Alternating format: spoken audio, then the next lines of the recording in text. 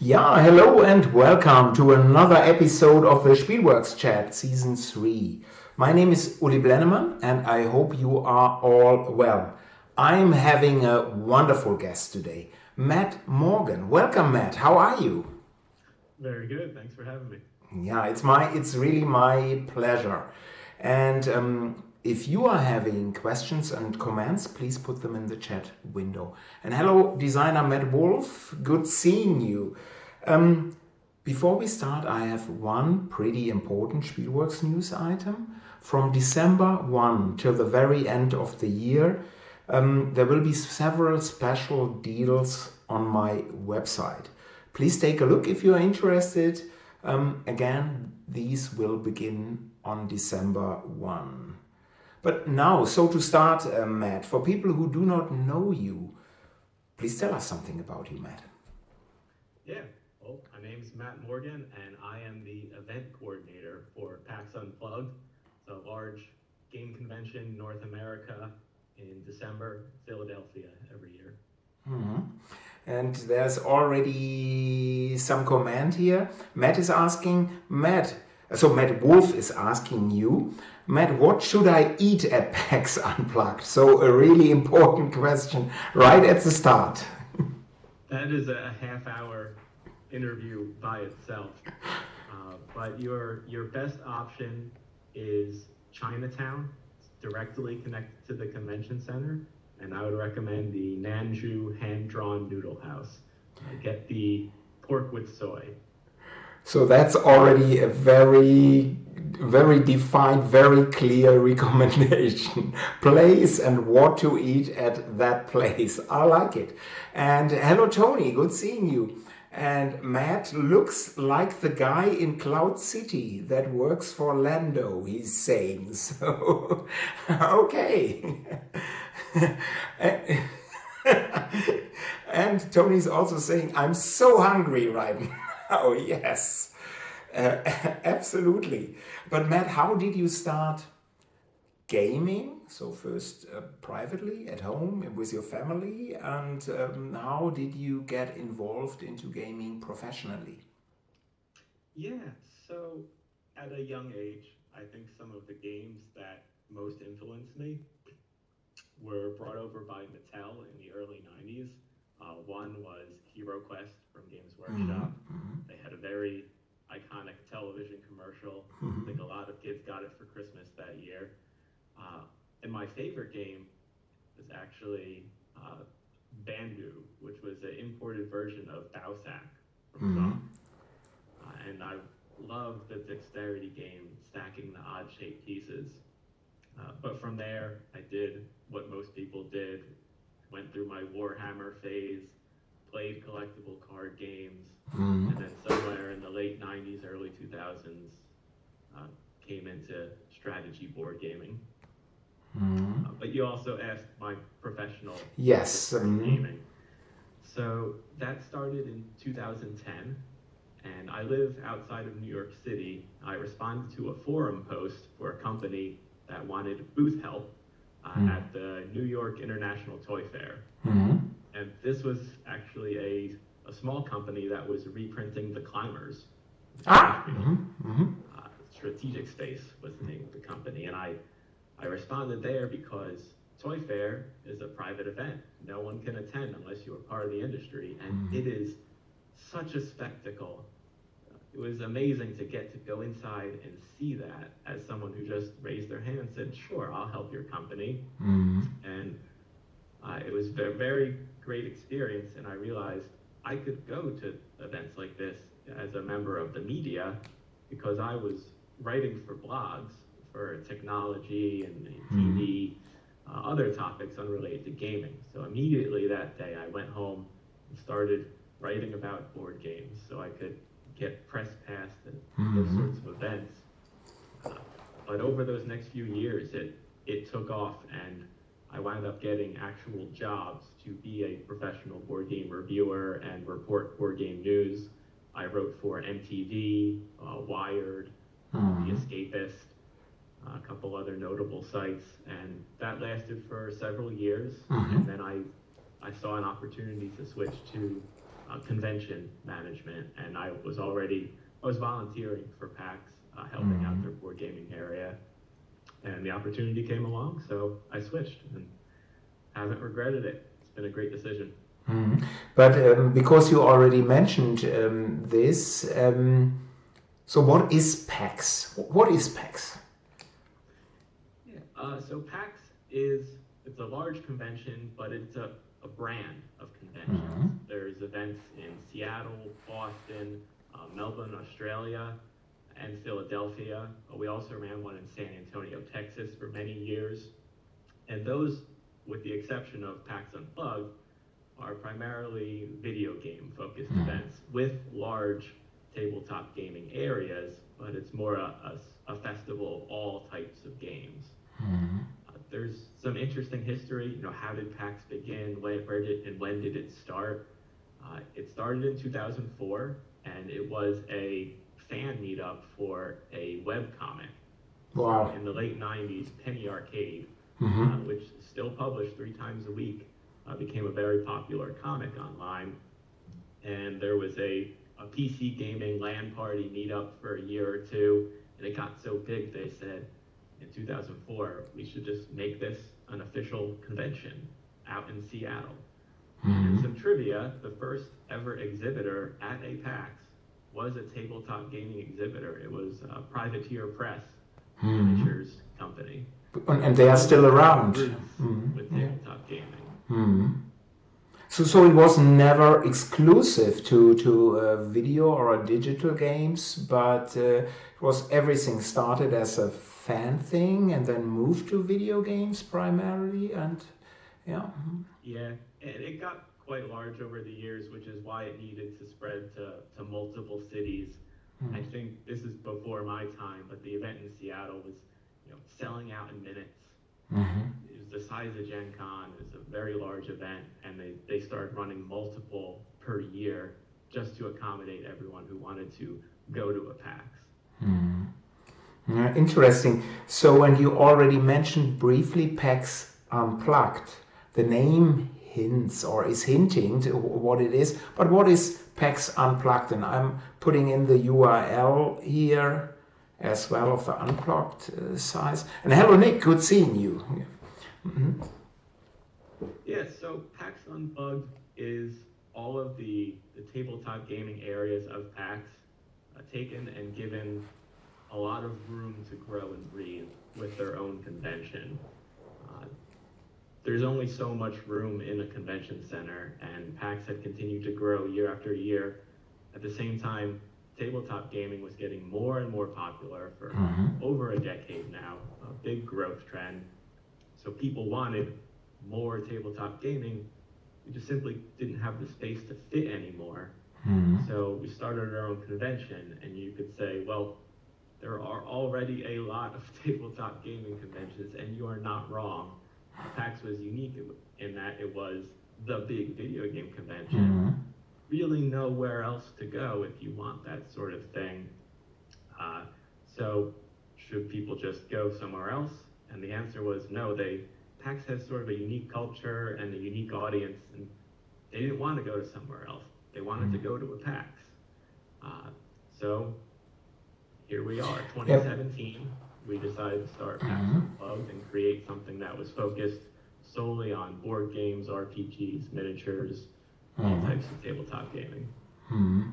Interesting, and because you are mentioning it, but we will get to this a little bit later. I'm interested in because you said a unique culture at PAX convention, so I'd like to hear more about this a little bit later. So first PAX that was already in Philadelphia, right, in 2017, right? Yes.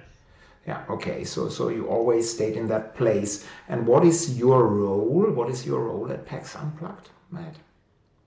So my title is event coordinator, and we have a very large team, very good at what they do, all sorts of different jobs. For the most part, I'm available to all members of the team who need someone who knows how the tabletop gaming industry works. Because other members of the team they are event professionals, and they work an event every other week probably, and I can help them adjust to say this is how it would make sense to do that for the tabletop gaming industry. But there's a few areas where I'm directly hands-on. I'm one of two people on our exhibitor sales team, primarily selling the booths to all of our exhibitors. I also have a role in our operations team, so all the tables and chairs and what goes in each room, I have to do CAD drawings and map that out. And then I also have the lead role in crafting our gaming schedule, so all of the different tournaments and large group game demo sessions that we put together. All of that gets compiled by me, and I send that off to other members of our team who might develop our app or website and print that schedule for the other people who come to the convention. Mm-hmm. And you can work from home? Are you working from your home office? Yep. Mm-hmm. Very good, very good. How many employees does PAX Unplugged have, and how many volunteers do you have for the show? I'm not sure on exact numbers, so I don't want to give out wrong information, but it's a partnership between Reed Exhibitions, who owns the convention, and they're a professional event company. And so my role, I am a contractor in this capacity. And they are known for comic conventions, Star Wars Celebration, all those big events. So they have a very large workforce who brings all the logistical arm. And they have a partnership agreement with Penny Arcade, the originators of the convention, who are still involved in providing some content to the show. Just vaguely describing the relationship there. I can't speak to the specifics, but the people who are on the ground, who you think of as your convention volunteers, we have a few hundred working any given PAX.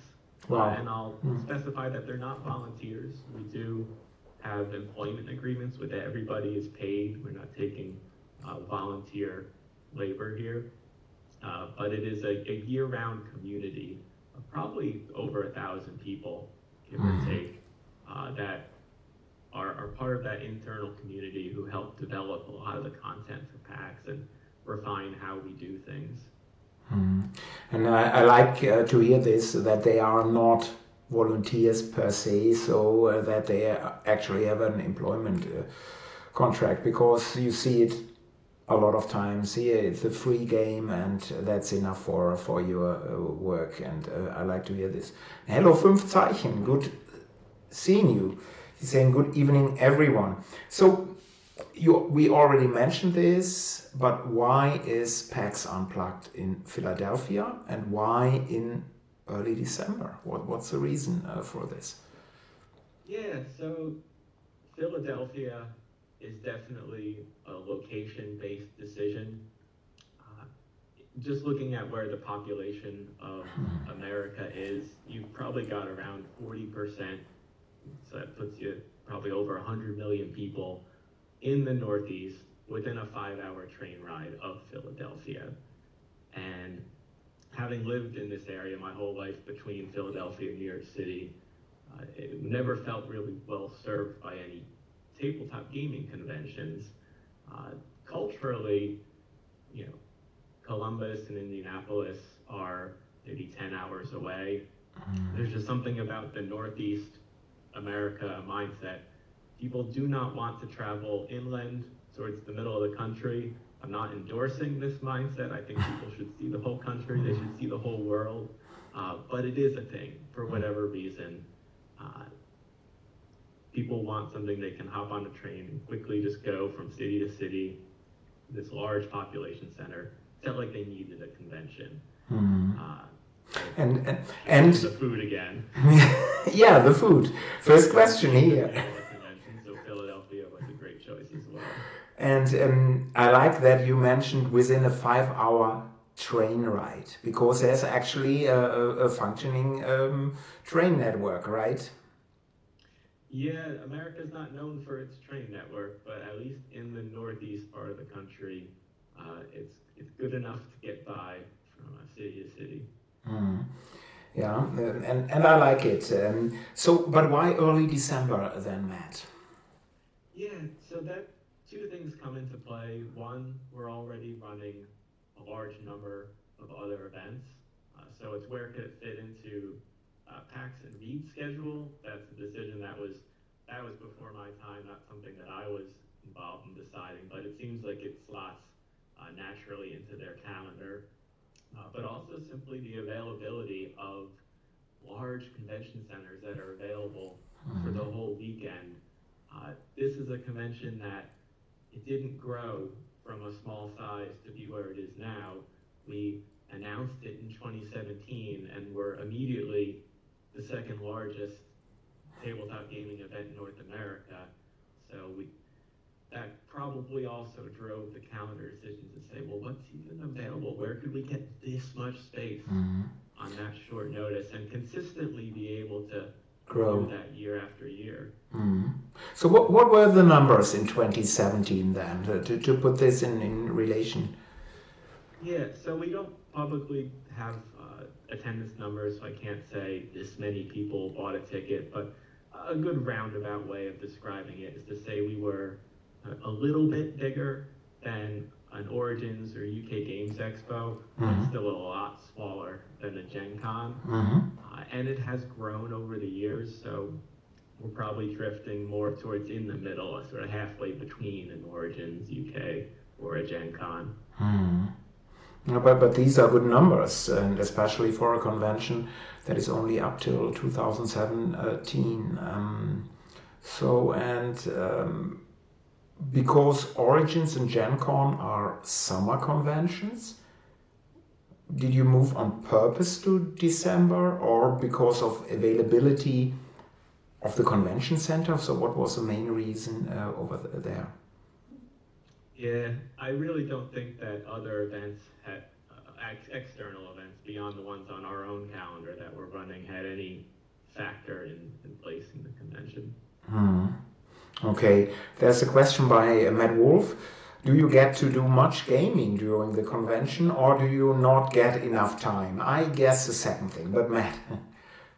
Well, PAX Unplugged 2017, I played one game and it was Meeple Circus and it was 11:30 p.m. on Friday and I was delirious and barely remember it. As we've done this more and more, it has gotten a lot smoother and I don't need to be as hands-on with every aspect of the event. So I'll probably play 2 to 4 games over the course of the weekend, but I always have to tell everyone at the table, I'm going to be on my phone the whole time and they need to walk away. So it's not an environment where I want to sit down and play a 2-hour substantial game. Yeah, I can imagine that you're very busy over there.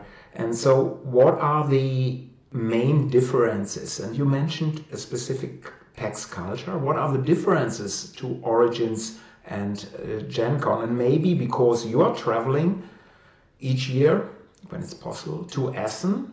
So what are the differences to Spiel at Essen as well? Yeah, I'd say the big difference between the large tabletop conventions is that ours takes an open gaming focus. We don't provide a schedule with thousands of events. We probably have about 500 entries in our schedule, which is much, much smaller than what people expect. And I'm not saying that there's a wrong or a right way to run a tabletop gaming convention, but if I wanted to create a convention with a 10,000 entry event schedule, that already exists. Why wouldn't you just go to what's already there? People who've been doing it for decades and doing it very well. But our crowd, having games at PAXs year after year, expect more of an open gaming, see what's there and sort of discover interesting, unique content when you're at the show rather than pre-planning what your weekend's going to be. So some of the things we bring to enable that, we have a large open gaming hall, probably about 10,000 seats. Wow. There's a game library. It's certainly not the biggest, but it is over 3,000 games. It's certainly up there. Very nice. And we have a few showcase areas, like you mentioned, me going out to Essen Mm-hmm. So one of the things we do there is we always like the concept of the hot games area, getting to sit down and play something that's already set up, that's a brand new release. Because there's a really good culture with that. You see other people playing it, maybe they can teach you as you sit down and you say, hey, how'd it go for you? But we wanted to do it at the scale that supported a very large convention. So we have over 150 tables. We go out to Spiel each year, ship back a significant number of games. We always try to have dedicated teachers at those tables. We'll cover an entire row with maybe 3 or 4 games on it. We'll have 3 copies of every game so that you're not hovering over the one table hoping to get a seat there. There's an opportunity. And again, a lot of cross communication, people teaching each other how to play the game. If the dedicated teacher maybe is at the other end of the row, teaching somebody else. And we also have retail partners who bring back a large stock of games, and so a lot of the games that we showcase there, you're able to actually buy. So it's like we're bringing a little piece of Spiel over to America just a few weeks later, and all of that we do for Tokyo Game Market as well. So we have a large section of that first look area is dedicated to titles from the Asian market that people might not have a chance to see, and again, to buy. We have companies bringing in stock for purchase there as well. One thing you are having some events, maybe not as many as Gen Con or Origins, but you are having events.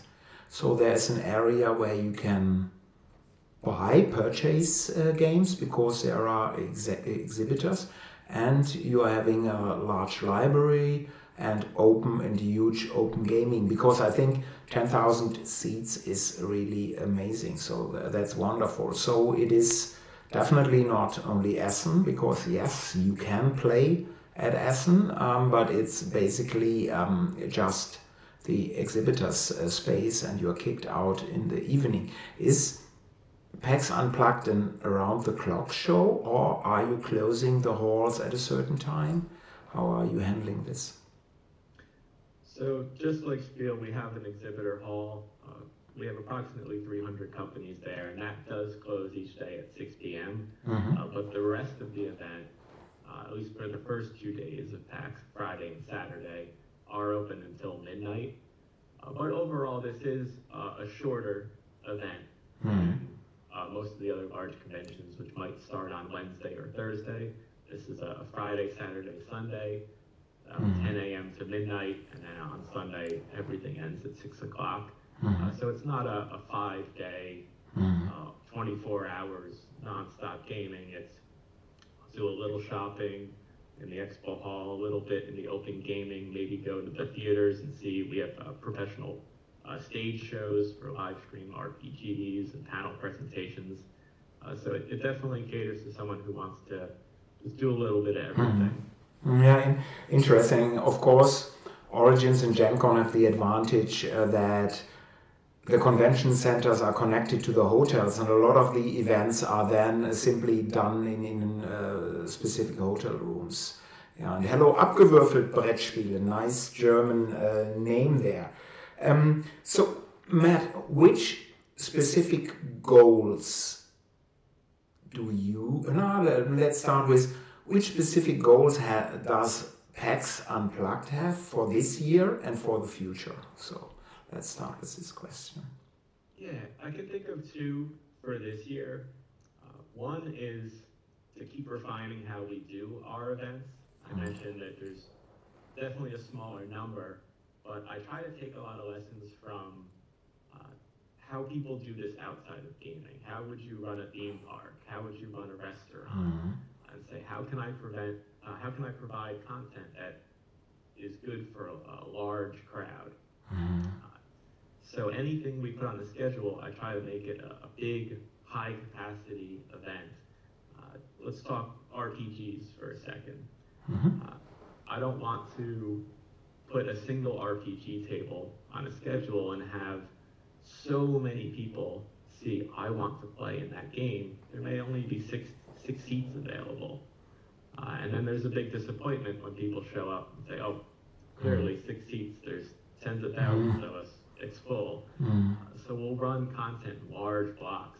So I'll get 10 tables to run all the same content. That way, at least there's 60 or more seats available, and we can bring people through, stage them, say next in line, we'll take the next people at this next group of tables. It's very hands-on, and all of that content is developed internally with the PAX team, whereas with a lot of other events, you're having the exhibitors run the event, or a lot of outside community groups. So my goal is always to keep refining these little internal processes, because we're running our own team, a very large team, with all these events. So it's a lot of behind the scenes. You might not see the improvements, but you'll feel them. And that's what I'm there always looking at and trying to refine. So that's my own personal goal. Something that might be more noticeable is I always try to add one interesting new content area. Let's try something new each year. And what I'm debuting this year is called the Looking for Group Zone, or LFG Zone, it'll be abbreviated to. And this is to provide something for people who come alone or with a small group, anyone who needs more people to fill the seats at their game. And the original concept for this came from our show manager back when we started in 2017. Said, I want to see like a departure board at a train station that just says, these are all the games that are being played. And that one's starting in 5 minutes. That one's starting in 15 minutes. It needs 2 more people. Better get over there if you want to get on the train and play that game. And so we have a section of our free play hall now that is roped off. You can only sit there if you're waiting for more players. And so you get checked in, and there's a large screen display at the front that says, here's all the games, when they're starting, what table to go sit at. But that same view is going to be available on everyone's phone in the PAX app. So you could be anywhere in the convention and check to see what's starting in 10 minutes. What do people want to play? Maybe it's not on the schedule because it's a single table of a game. But if I get over there in 5 minutes, it's probably still going to be a seat for this specific game. And just help people, get more games to the table. That's all I'm trying to do. Very, very nice. So I like this idea very, very much. And there is also Daniel Newman, the Brute from Brooklyn. So good seeing you. By the way, is Daniel allowed to attend PAX Unplugged? No, he's probably out. No, I would not let him in. So, and where do you see PAX Unplugged in 5 years? Is there a goal? Are you thinking in these terms? Do you want to say we want to be number 1 in the US, or is this simply let's see we will see if we grow, or how do you see this? I think there's room for growth. I don't want to promise any specific goal. I don't think there's necessarily a need to be number 1, but to get bigger and better slowly over time. What I could see as a goal is that just looking at the building we're in, we probably use about 70% of it in a given year. I think a nice thing, maybe within 5 years we have the whole building. It'd just be nice to use all the doors, use all the available space to the best of its ability. And so I think that's a good objective for growth. Yeah, very good. And are lots of people staying in hotels in Philadelphia, or are they going back and forth? Because this leads me, is there enough hotel space to grow, or there is? Yeah, there are so many hotels in downtown Philadelphia. We've always shared a weekend with other big events in the city. Twice the Philadelphia Marathon was running along the side of the convention center, and we've never run out of hotel rooms. So that's also very good. And there's hello Drösig, and I again did not check your first name. I knew your first name before, but I forgot it again. So I'm very sorry. And Matt Wolf is saying Philly is such a large city, there's never an issue with hotels, which makes it also very convenient because whoever has attended even once Gen Con knows that there is this lottery starting in January, and if you're lucky, you're in the center. If you're not lucky, you are several miles outside. And so, and the convention organizer Gen Con, you can't really select your own hotel if you want to have the special prices, of course. So you get a room over there or maybe over there. So I hate this. So this makes Philadelphia much better. And Drösig is saying Drösig is my nickname anyway, so then I'm not that bad. Yeah, and actually I'm looking towards attending PAX Unplugged myself, so this was good info for me myself as well, but not this year. So 23 maybe, because for Europeans, of course, another huge advantage is that from a lot of major cities, airports, you have direct flights to Philadelphia, and that is a lot better. Or you could fly into New York and then maybe take the train, because New York has so many flights in and probably less expensive flights. But I like this much better than Indianapolis or Columbus. Switching planes, being in the middle of nowhere, or Atlanta. So very good. Yeah, Matt, I wish you... I'd love to have you, whether it's 2023 or in the future. Open invitation.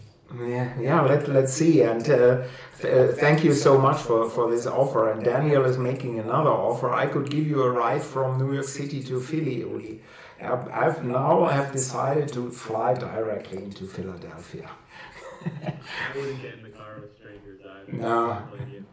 No, I don't want to do this unless we listen to punk rock all the time. Let's see, best German punk rock. So probably I have to drive after an hour. But Matt, first, I wish you a very nice, very successful, excellent convention this year in December. I know that next few weeks, days will be really, really busy, but still enjoy the convention. Best of luck. And thank you here for your time being my guest and for your insights into PAX Unplugged. In my opinion, this convention has a lot of potential, really a lot of potential, and it is run by very nice people. And thank you also to all viewers for today. And the next Spielworxx chat is in 2 weeks. I'm also having a guest. Again, if you would like to see a special topic discussed or have a specific question that you'd like to ask in advance, please drop me a mail at uli@spielworxx.de. That is uli@spielworxx.de. And people, if people would like to reach you, Matt, how is the best way to do this? Well, Twitter still seems to be working now. So you can always send a follow request there. My handle is Matt Morgan, MattMorgan, and the letters MDP. It stands for Modern Day Pirates, which was the original blog that I wrote for. Modern Day Pirates, wonderful. I didn't create the name, but yeah, Matt Morgan, MDP, my Twitter handle.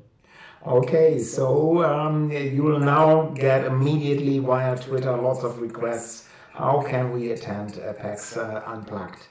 Again, thank you very much. Thank you.